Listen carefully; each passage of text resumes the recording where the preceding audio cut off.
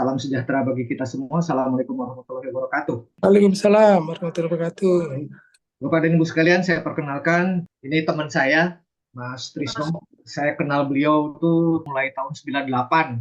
Jadi beliau ini teman S2 saya dulu. Beliau ini dulunya adalah karyawan PT Telkom. Beliau ini energik sekali orangnya. Jadi beliau ini purna bakti dari Telkom, PT Telkom Indonesia. Itu sudah dari sejak 2019 dan sejak itu beliau aktif mengembangkan usaha beliau dan saya berterima kasih karena beliau mempercayakan salah satu dari perusahaan beliau itu urusan pajaknya sama saya. Beliau ini punya tour and travel. Beliau ini juga developer, sudah mengembangkan dua kawasan perumahan di Cirebon. Dan saat ini juga beliau sudah punya dua gerai mixway ya. Saya nggak tahu gimana melafalkannya, mixway.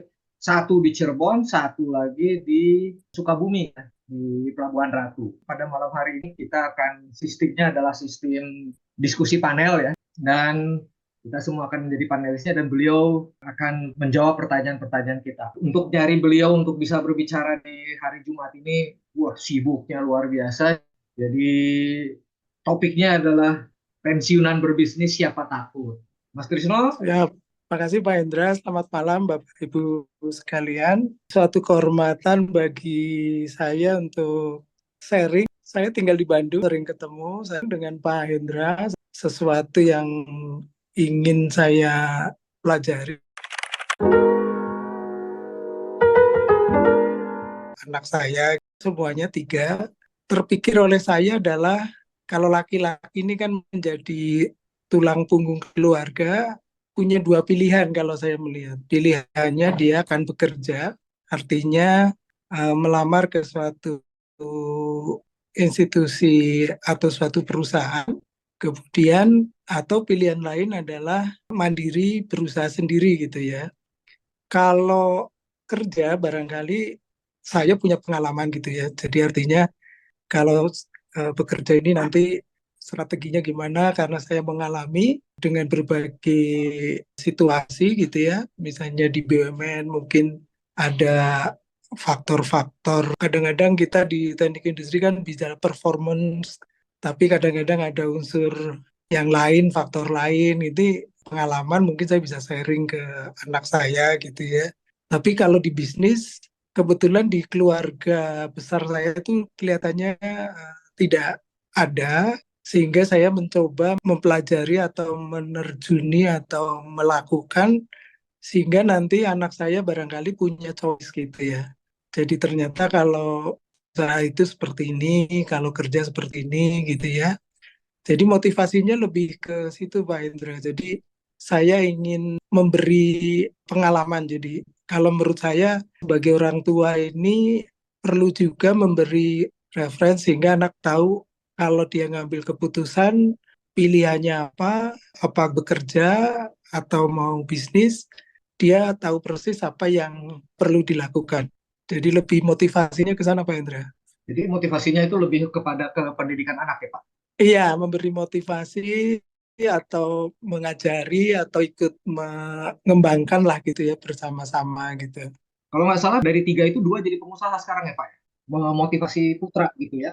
Iya, iya. Kalau saya melihat seperti anak kecil gitu ya, masih bayi belajar berjalan pun orang tua harus ambil peran gitu kan. Artinya kalau dia jatuh, kemudian kita juga bimbing gitu ya. Memang banyak sekali kawan-kawan yang bilang kalau bimbing terlalu terlalu sekali itu mungkin malah jadi nggak mandiri gitu ya. Tapi justru menurut saya salah satu kewajiban orang tua adalah tetap harus membimbing meskipun pada timing tertentu dicoba dilepas, kemudian dalam kondisi tertentu mungkin kita bantu lagi sampai mungkin dia bisa mandiri benar gitu ya.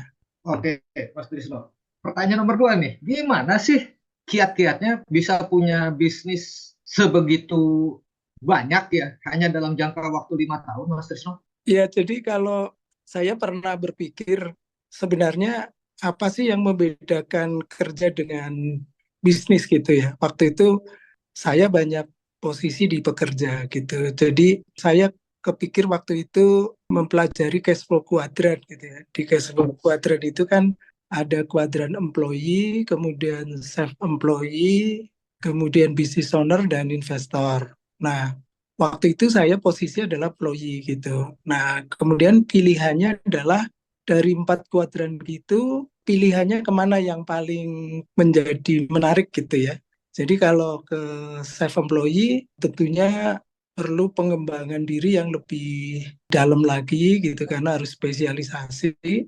Kemudian kalau ke business owner berarti kita harus mulai mencoba berbisnis. Kemudian kalau investor tentunya kalau asetnya atau uangnya udah banyak gitu ya. Jadi kuadran itu. Nah, saya berpikir gimana sih cara merubah dari kuadran employee ke bisnis. Nah, ini yang saya pikir adalah kita merubah pola pikir. Ternyata menurut saya pola pikir antara satu kuadran dengan kuadran lain pasti akan berbeda. Pola pikir itu kan ada di otak, kita ada otak bawah sadar. Saya mendengarkan itu. Kemudian bacaan koran pun juga koran bisnis, kemudian buku, kemudian ikut-ikut seminar, kemudian saya terus terang juga mendatangi orang yang sudah berbisnis, meskipun saya nggak kenal, saya memperkenalkan diri, saya ketemu, sehingga menjadi inspirasi, dan kelihatannya ada korelasinya kalau 60% atau 70% waktu kita secara otomatis bicara bisnis, saya berpikir bahwa langkah kita pasti akan menuju bisnis. Tapi bisa kita lihat kalau kita masih bicara misalnya pekerjaan, berarti zona kita atau kuadran kita masih ada di employee. Jadi memang cara melihatnya begitu ya. Jadi kalau saya lihat ada orang yang kuadrannya ada di mana, sebenarnya banyak bisa kita lihat dari apa yang dia bicarakan itu Pak Hendra. Jadi waktu itu saya bagaimana menggeser dari kuadran employee ke dalam kuadran bisnis gitu ya. Saya kira itu kalau tentang percepatannya, saya kira sih kita punya waktu mungkin sama ya, 24 jam. Nah, bagaimana kita melihat atau mencari peluang-peluang gitu ya. Nah, nanti misalnya dalam satu peluang ternyata bisa kita modelkan. Nah, dari model itu kadang-kadang sangat tergantung dari potensi kita atau kondisi kita gitu ya, baik secara modal, kemudian secara pengalaman, melihat market dan sebagainya, kita akan coba yang sesuai dengan kapasitas kita, Pak Indra. Nah, kemudian kalau ada peluang lain pun juga kita lihat kapasitas itu ya, kapasitinya seperti apa baru kita coba gitu ya. Karena kalau terlalu berat biasanya juga barangkali bisa kolaps gitu ya. Mungkin itu Pak Andra. Jadi kuncinya adalah mencoba memasukkan informasi, mencari peluang sebanyak mungkin ke alam bawah sadar. Betul, kalau saya begitu. Memang sebenarnya kan ada brain management kan gitu ya. Kan bahwa otak kita kan ada 4 gelombang ya. Dari mulai yang tinggi, beta, kemudian alfa, kemudian ke theta, kemudian ke delta itu. Jadi maksudnya memang di samping tadi harus memasukkan informasi, kemudian juga kita memanage bagaimana teknik cara memasukkan ke dalam otak. Mungkin ada orang pakai NLP gitu ya, itu juga sebenarnya sangat membantu untuk percepatan Pak Hendra. Baik, menarik nih, Mas Tisno. Jadi kalau kita mau jadi pengusaha, kita harus ubah dulu mindset kita harus ubah dulu cara berpikir kita gitu ya, Mas ya. Betul, betul. Kelihatannya itu gitu loh. Bapak, Ibu, dan Ibu kalau misalkan ada yang mau bertanya juga, silahkan karena sesi bebas pada malam hari ini.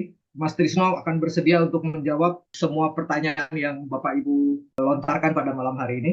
Silakan Bapak Ibu yang ingin mengajukan pertanyaan, silakan buka mic. Sekarang pertanyaan ketiga Mas Trisno. Bisa punya bisnis tour and travel. Kalau nggak salah minggu lalu baru pulang dari Kuala Lumpur ya Mas ya. Baru ikut pameran tour Pameran. and travel. Iya, iya. Terus developer.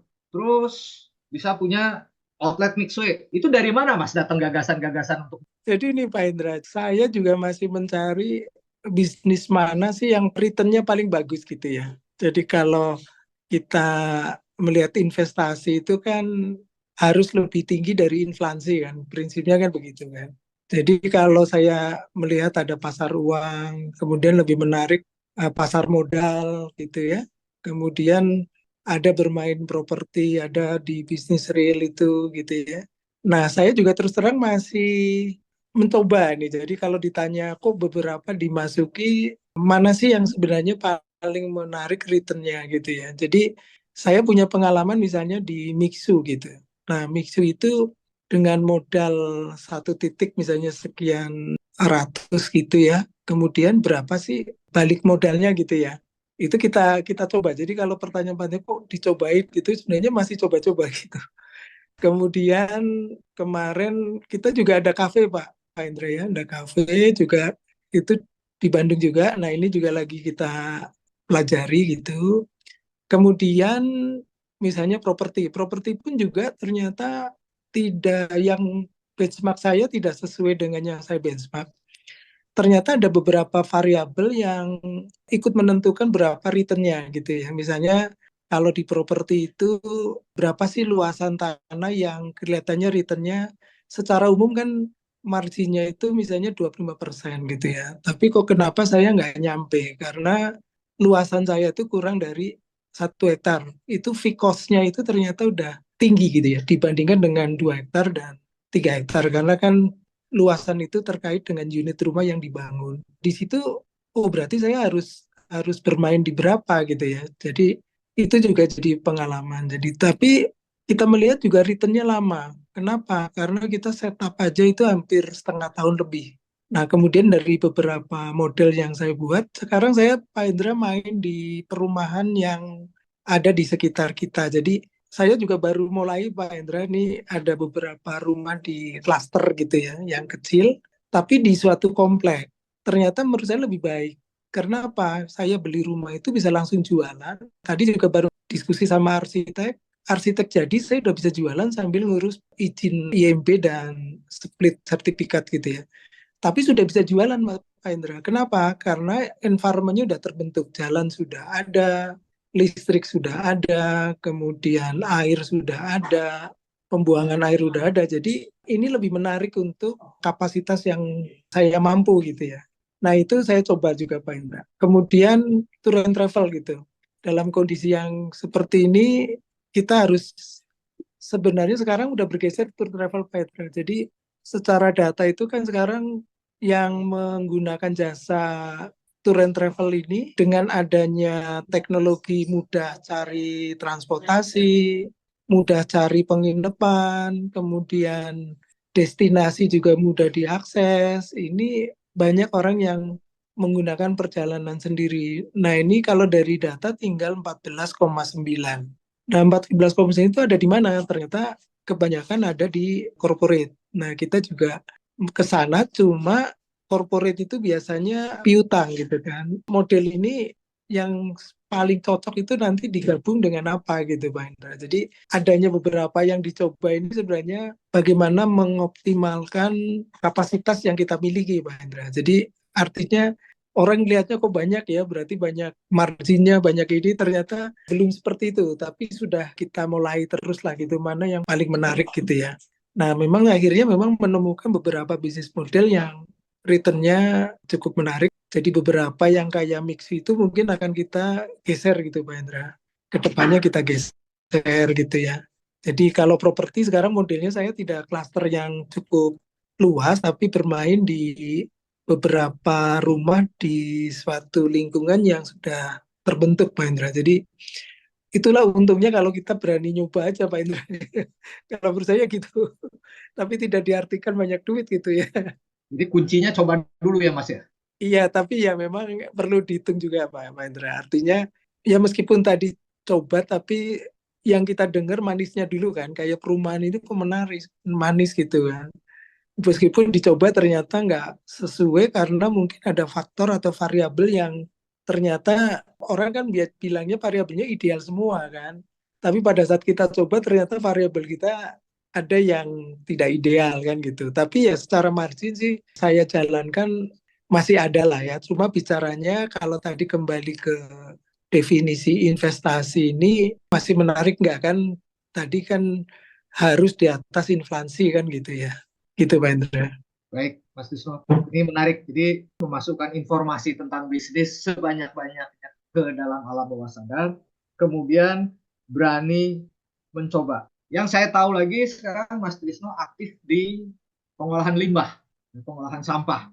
Jadi ini jangan-jangan bisa jadi bisnis baru lagi nih. Iya, jadi saya melihat kan di YouTube juga ada ya Pak Indra. Jadi sampah ini ternyata sebenarnya bisa diindustrialisasi. Saya juga kemarin benchmark di Kabupaten Banyumas. Di sana menjadi pengolahan sampah yang terbagus katanya.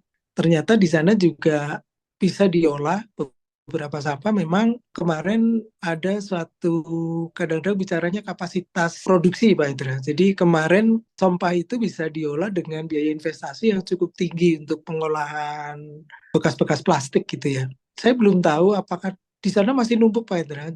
Nah sekarang memang untuk menyuplai pembangkit listrik tenaga uap yang ada di Cilacap memang dipakai ke sana. Tapi sebenarnya kata mereka bisa dipotensikan menjadi bahan misalnya kayak paving block, kemudian meja, kemudian furniture itu ternyata bisa.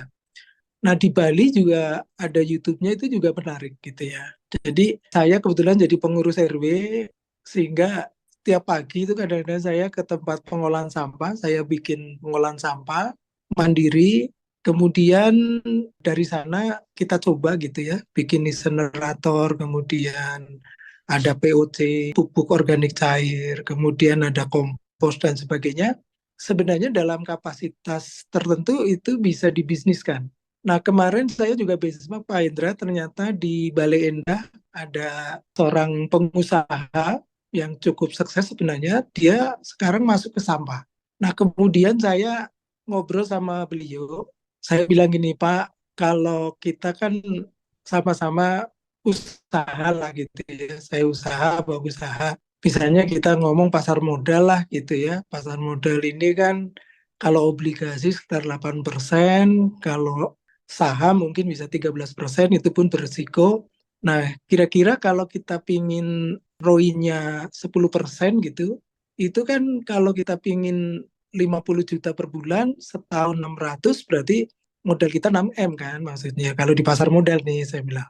Sekarang kalau kita ngomong sampah nih Pak, itu kira-kira luasan tanah berapa yang bisa untuk memenuhi sekiranya kayak tadi kita cerita masalah pasar modal lah gitu. Beliau bilang kurang dari 1 hektar bisa gitu kan. Loh 1 hektar kalau tanah itu kan macam-macam Pak Indra. Saya punya pengalaman karena suka hunting tanah yang dicari 100.000 pun masih ada kan gitu kan. Berarti modalnya bisa di bawah 1M gitu ya untuk tanah. Setelah saya pelajarin beliau, ternyata proses produksi yang sekarang kan pakai bahan kimia, Pak Hendra. Jadi pakai pupuk kimia, kemudian insektisidanya juga kimia, itu ternyata dengan organik ini, baik pupuk maupun insektisidanya itu, ini, ini bisa 10%. Jadi sangat kecil sekali. Jadi kalau saya ibaratkan tuh, waktu beliau ngomong gini, jadi yang penting kita bisa mencari komoditas tanaman yang nilainya tinggi. Kemudian dia juga punya perkebunan anggur, Pak Hendra. Jadi dengan anggur, dia bilang bahwa anggur itu 1 kilo di supermarket sekitar 100.000 lah dia bilang. Ternyata dengan biaya produksi yang sangat murah, lahan yang sangat terbatas, dia bisa menghasilkan 1 kali panen itu 1 ton. Dan 1 tahun itu bisa 2 kali, 3 kali, tergantung pruningnya gitu ya. Nah, itu ternyata bisa, berarti sekali, sekali panen kan bisa sekitar 100 juta gitu kan, berarti 300 juta lah setahun. Ini dengan luasan tanah yang sangat kecil sekali Pak Indra. Kemarin makanya saya bilang tergantung komoditasnya. Dan sekarang yang kesulitan adalah Pak Hendra, itu mencari organik sampahnya. Sampai beliau juga beli ya, artinya ada di suatu komplek, dia kumpulin, kemudian dia kebetulan punya truk sendiri, dia beli, artinya ongkos lah, ongkosnya mengangkut gitu ya. Jadi memang agak kesulitan karena dia di Balenda, justru bahannya yang kurang gitu ya. Kalau untuk kota kelihatannya menarik. Nah kemudian beliau bikin ini ekosistem Pak Indra. Jadi menarik juga menurut saya. Nah ini juga potensi ternyata Pak Indra. Jadi ternyata begitu cara melihatnya. Baik, Mas Tisno. Ya. Pertanyaan berikutnya nih, Mas Tisno.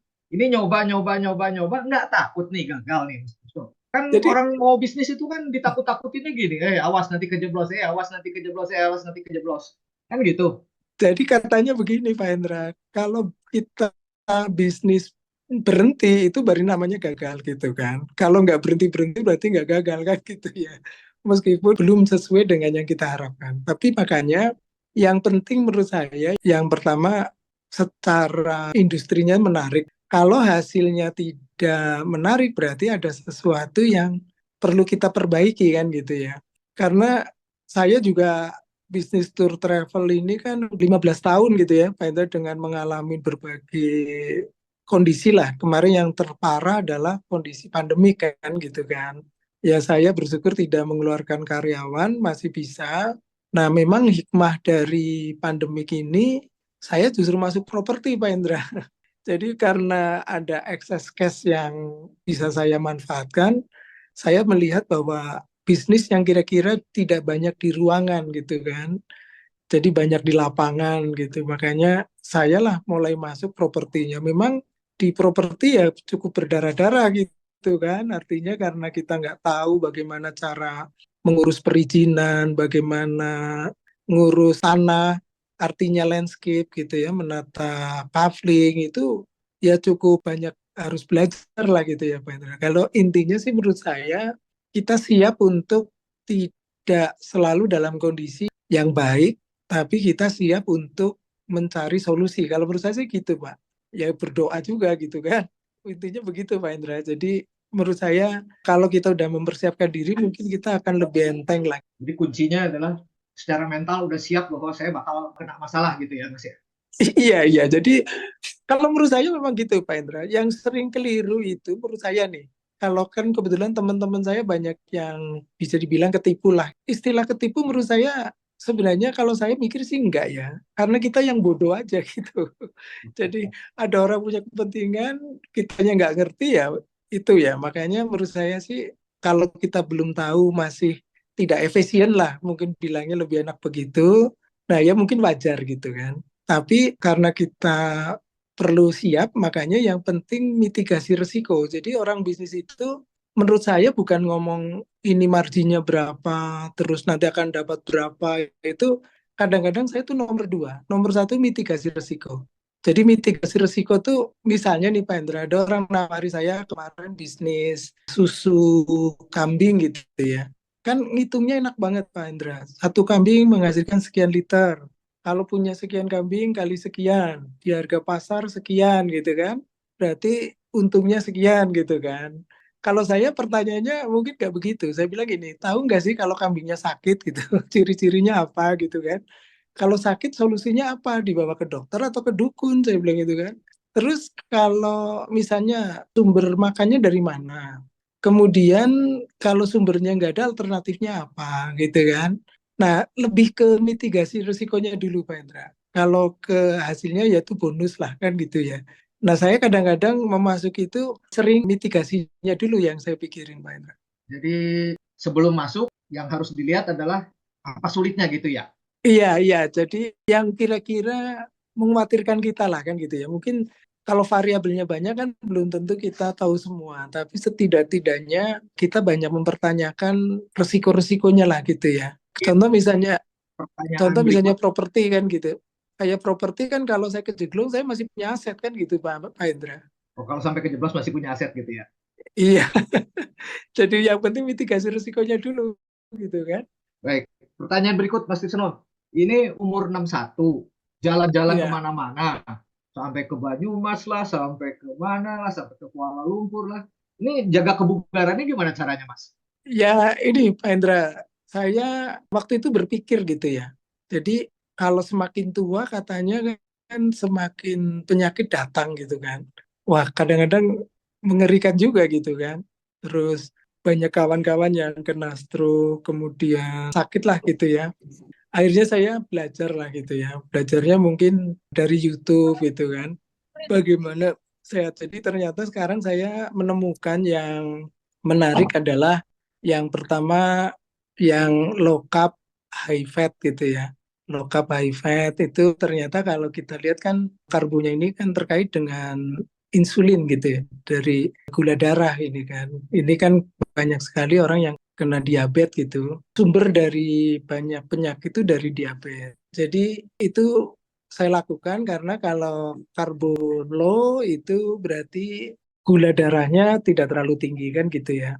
Nah, kemudian saya mempelajari ada intermittent fasting. Ini juga sangat baik karena apa yang sudah tersimpan karena insulin tadi ke dalam sel lemak itu tidak akan kebakar kalau insulinnya masih tinggi. Makanya supaya insulin itu turun sehingga lemak tubuh itu bisa kebakar, maka saya melakukan intermittent fasting. Jadi supaya itu kan kalau secara empiris lah gitu ya, itu 8 jam kan gula darahnya turun, kemudian insulinnya akan turun, kemudian di jam ke 13 atau 12 itu udah mulai pembakaran lemak, itu kan juga sangat penting.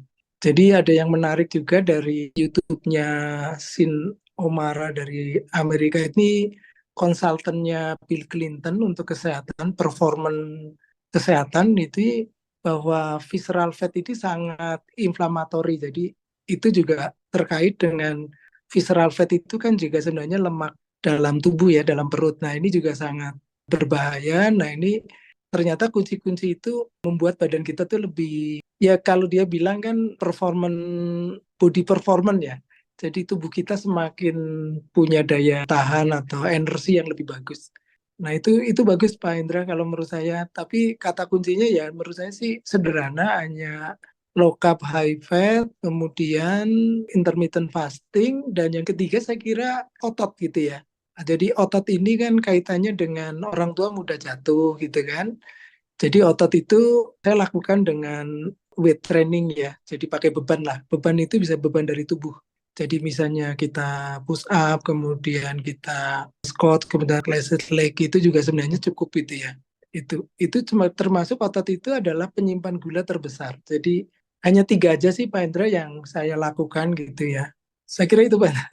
Baik, Bapak dan Ibu sekalian. Ini menarik ya. Jadi memang banyak sekali yang dibagikan oleh Mas Trisno pada malam hari ini, yaitu berbisnis di usia sudah tidak muda lagi, kemudian juga bagaimana beliau menjaga pemikirannya, bagaimana beliau menjaga tubuhnya, dan bagaimana cara beliau memitigasi risiko. Barangkali dari Bapak dan Ibu ada pertanyaan tambahan barangkali?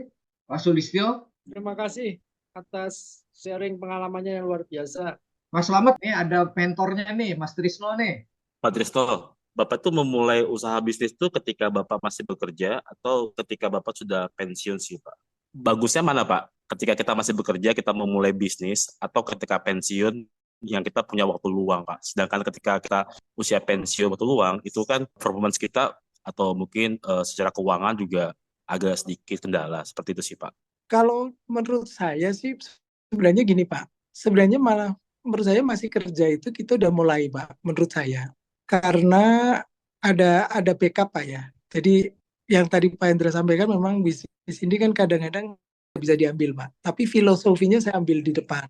Filosofi diambil depan tuh begini Pak. Artinya saya berani meminjam, tapi jaminannya yang itu gitu Pak. Yang tunjangan hari tua. Jadi in case ada sesuatu, saya masih bisa menggunakan itu untuk menyelesaikan masalah utang saya kan gitu Pak. Tapi seandainya saya berhasil bisnis, artinya uang yang THT pun malah tambah tambah menambahi apa yang saya miliki kan gitu Pak. Jadi waktu itu saya kadang-kadang waktu berpikir kerja itu sebenarnya potensi apa sih yang pada saat kerja itu bisa dimanfaatin Pak. Jadi saya melihat begini Pak. Pertama waktu saya di Telkom ini kan masih ada bonus dan sebagainya, ini harus saya manfaatkan gitu Pak. Artinya kalaupun ini hilang itu secara gaji kan saya masih utuh. Kemudian saya melihat ada potensi perbankan, Pak. Perbankan itu kan melihat dari aset yang dijaminkan dan adanya kemampuan kita membayarkan itu, Pak. Ini kan bank lebih percaya kalau kita punya penghasilan tetap, Pak. Jadi waktu itu justru saya harus memanfaatkan pada saat saya kerja untuk membangun bisnis gitu, Pak. Itu yang saya lakukan. Mungkin case-nya setiap orang mungkin beda, Pak. Tapi artinya yang saya garis bawahi adalah di setiap kondisi kita itu tentunya ada sesuatu yang bisa kita optimalkan. Nah, gitu. Saya mengoptimalkan akses perbankan. Kemudian ada uang-uang yang sebenarnya tidak semua bisa kepake lah. Tidak kepake ini bisa dimanfaatin gitu, Pak. Itu dari sisi peluang, Pak. Tapi kalau dari sisi semangat, kemudian energi, itu juga menurut saya lebih baik malah waktu kerja, Pak. Jadi saya terus terang waktu itu saya juga tidak mau mengorbankan kerja untuk bisnis, itu juga kurang etis, Pak. Karena kita juga harus harus bekerja baik karena kita dapat penghasilan dari sana. Saya bekerjanya justru setelah jam kerja, Pak. Saya setelah jam kerja saya kerja. Cuma memang agak berbeda dengan kawan-kawan saya karena tidak punya rencana gitu ya. Sehingga mungkin waktunya ya kalau dia selesai kerja mungkin dipakai untuk ngopi-ngopi bareng temen gitu ya, Pak. Kalau saya enggak, Pak. Saya kembali ke tempat saya usaha, saya belajar gitu ya. Saya coba sambil saya pikir, setidaknya kalau saya datang ke tempat usaha kan saya bisa mikir lah gitu, Pak. Apa sih yang perlu dilakukan gitu. Meskipun nanti yang melakukan juga sebenarnya pegawai, Pak. Kemudian saya juga ada semacam mentor lah gitu ya, Pak. Jadi kalau menurut saya itu, Pak. Jadi selagi kerja sebenarnya kita bisa mengoptimalkan waktu kita dan resource peluang kita yang ada gitu, Pak. Jadi kalau menurut saya sih gitu, Pak. Selamat malam Pak Sutrisno. Malam Ibu. Saya Bu Haja Ulfa. Ini saya lihat, saya kan dapat dari Pak Susilo nih, tadi baru di-share di Unindra PGRI University, saya ngajar S1 Ya, Pak, pendidikan bahasa Inggris ya Pak. ya, ya, Nah, Bapak BS Tour and Travel, dia kerja di bank Pak. ya, Nah, ayah saya Bank Indonesia, ya, Central Bank, pensiunan sana. ya, Nah, sebenarnya saya dari dulu tuh orang bisnis Pak, bukan akademisi. ya. Ya, saya praktisi. Dari dulu saya juga ada usaha jual beli rumah tanah gitu loh, Oh Pak. iya, iya, iya, iya. Tapi karena kesini-kesini dikasih rezeki sama Allah terus diminta suruh belajar terus. Jadi saya ya kemudian bisnis itu nggak saya geluti lagi gitu, Pak. Iya, Jadi kalau ada yang temen mau jual rumah apa atau tanah, saya belum cari penjualnya atau pembelinya. Jadi saya nggak terlalu fokus karena saya sekarang ini banyak ngajar sama saya kan kemudian sekolah lagi iya, S3. iya, Nah, pertanyaan saya gini Pak Sutrisno. Saya emang udah nggak muda lagi sih iya, Pak. Udah 56 tahun. iya, Terus kemudian ada kakak angkat saya juga dia pensiunan dari UIN University ya Pak. iya, iya, Nah, ya kami tuh memang pas tadi Pak Susilo share ke WA saya, iya, karena jiwa saya jiwa praktisi lah gitu, iya, marketing ya iya, Pak. iya, Jadi saya tertarik, tapi karena sekarang ini uangnya untuk sekolah-sekolah ya untuk dibilang ada untuk memulai untuk modal iya, lagi kan harus coba lagi gitu ya Pak. iya, iya, Nah, ya mungkin kalau saya nanti ada Zoom lagi yang Bapak bisa terangkan sedikit tentang bisnis Bapak, saya iya, ya kebetulan banyak kenalan juga Pak ya iya, yang Bu. bisa saya manfaatkan untuk Iya, ya, share bisnis Bapak iya, ini kalau memang saya bisa iya, join gitu Pak. Itu sih aja intinya. iya. Pak Sutrisno, salam kenal. Baik, Bu Ulfa. Belajar juga lah supaya langkahnya lebih lebih yakin lah kan gitu. Ya memang kita perlu belajar-belajar juga dengan teman, mungkin sharing. Iya, Iya, salam kenal lagi, Bu. terima kasih. Mas Trisno, barangkali ada statement penutup untuk berbagi pada teman-teman pada malam hari ini. Ya, jadi kalau saya berpendapat sebenarnya yang penting kita bermanfaat dalam kehidupan kita gitu ya. Makanya tadi saya bilang juga saya kebetulan mengurus RW itu juga ingin mencoba bermanfaat bagi lingkungan. Kemudian kita juga ada aktivitas sosial lain. Jadi kepikir oleh saya adalah tidak selalu harus berbisnis gitu ya. Jadi Iya, iya. aktivitas yang bermanfaat. Jadi Iya, benar. saya ke berbisnis itu tadi kan latar belakangnya lebih ingin bersama-sama anak saya untuk belajar karena mereka lah yang akan lebih panjang gitu ya untuk kemandirian lah, kemandirian dalam sisi kehidupan gitu. Jadi saya menerjunkan diri ke bisnis ini sebenarnya lebih latar belakangnya itu. Tapi saya juga kepikir kelihatannya aktivitas sosial ini lebih menarik juga. Jadi saya makanya ada keseimbangan gitu ya. Jadi kadang-kadang pagi saya ngurusi sampah, kemudian siang saya coba ngurusin bisnis, kemudian malam ini juga ada kaitannya dengan kegiatan lain yang sosial gitu. Jadi menurut saya mengisi waktu yang bermanfaat ini lebih utama karena kan secara ekonomi barangkali udah cukup gitu ya. sehingga kita harus butuh aktivitas. Iya, Tapi iya. setidaknya ketermanfaatan kita lah gitu. Jadi makanya saya kalau sharing di pensiunan juga, saya kalau ditanya bisnis mungkin saya bisa jawab karena saya punya pengalaman, tapi saya tidak selalu menyarankan harus berbisnis setelah pensiun karena kondisinya kan beda-beda. Kalau kadang-kadang memang kalau ada yang masih butuh, ya mungkin perlu berbisnis karena ada kepentingan lain. Tapi kalau memang udah cukup, kita bisa isi dengan kegiatan yang lain yang lebih bermanfaat. Jadi tidak menjadi satu-satunya yang harus kita menuju ke sana. Mungkin itu Pak Indra, jadi menurut saya itu yang penting isilah waktu yang bermanfaat untuk kehidupan kita gitu. Baik, Bapak dan Ibu sekalian, terima kasih atas partisipasi Bapak dan Ibu sekalian pada malam hari ini. Saya ingin mengucapkan terima kasih kepada Mas Trisno untuk sharingnya pada malam hari ini dan beberapa pelajaran penting yang Mas Trisno bagikan kepada kita semua pada malam hari ini. Baik, Bapak dan Ibu sekalian, kita akan ketemu lagi pada hari Jumat. Baik, Bapak dan Ibu sekalian, terima kasih untuk kehadiran Bapak dan Ibu sekalian. Semoga kita mendapatkan manfaat dari sharingnya Mas Trisno pada malam hari ini. Selamat malam bagi rekan-rekan yang muslim. Assalamualaikum warahmatullahi wabarakatuh.